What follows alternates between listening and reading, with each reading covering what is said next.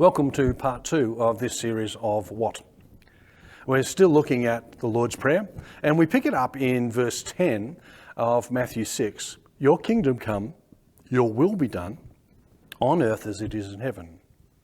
As God is sort of eternally holy, in other words, special over the whole time. He reigns in absoluteness. God's kingdom, so much, is really what it's about. And God's kingdom is about his whole, everything that he touches, everything he has. And I think one of the things that we've got to realize is that when we talk about God's kingdom, it's not something that we can get a handle on.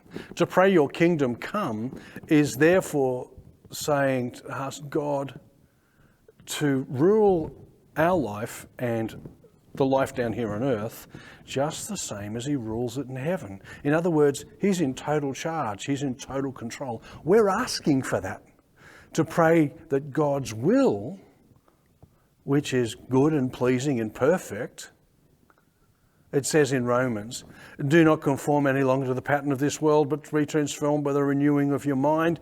Then you will be able to test and approve what God's will is, his good, pleasing and perfect will.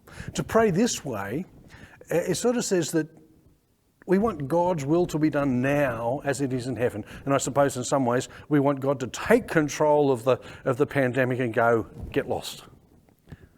We pray that God's will may be done now as it has always been done in the past and will be done in the future. It includes God's demands on us. It includes God's demand on people, so that what will be done includes both what we think, in how we obey, how we practically do stuff. This corresponds to asking the presence of God to be with us. We pray that God will ultimately be as fully accomplished on earth as everything is in heaven. Wow. We pray that God's will ultimately be done on earth, and we're actually saying we want God's will to be done in our life. Okay, question for you.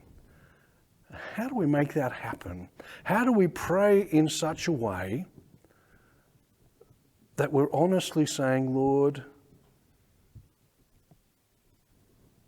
be real in my life now? Bless you.